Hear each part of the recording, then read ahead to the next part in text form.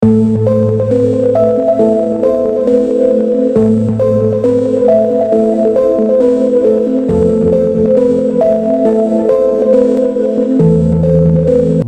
sebuah malam yang tenang ketika Anda sedang santai berselancar di ponsel, lalu tiba-tiba muncul sebuah berita yang membuat tangan, pikiran, dan napas Anda berhenti sejenak. Pertemuan tertutup antara Presiden Rusia Vladimir Putin dan Presiden Indonesia Prabowo Subianto di Kremlin, Moskow. Dan dalam pertemuan itu, sebuah topik dibahas, topik yang begitu sensitif hingga membuat negara-negara besar langsung memasang telinga, tawaran Rusia untuk membantu Indonesia dalam teknologi nuklir. Pertanyaannya bukan lagi bagaimana ini bisa terjadi, melainkan bagaimana semuanya muncul dengan begitu cepat dan begitu terbuka. Pertemuan pribadi selama 1 jam itu jelas bukan pertemuan biasa. Beberapa detik rekaman yang dirilis media Rusia menunjukkan sikap Putin yang tidak seperti biasanya, lebih hangat, lebih lembut, seolah ia berbicara dengan negara yang ia anggap calon pemain besar dunia.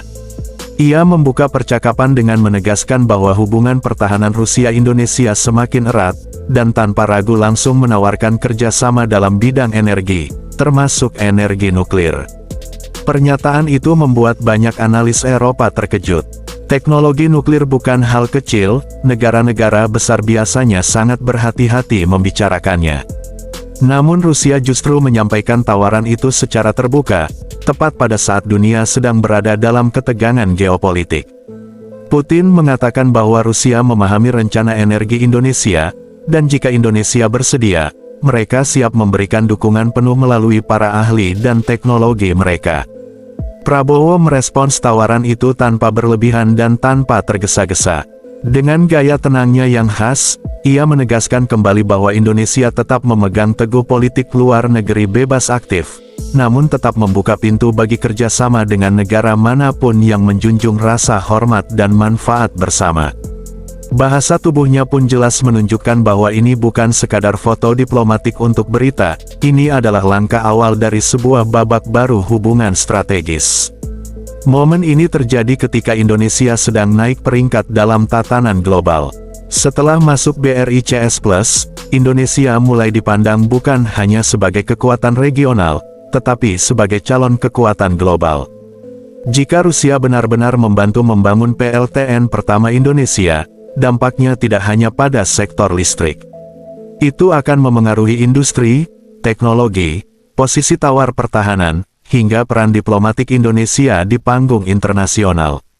Menariknya, ini adalah pertemuan kedua dalam 1 tahun setelah keduanya bertemu di St.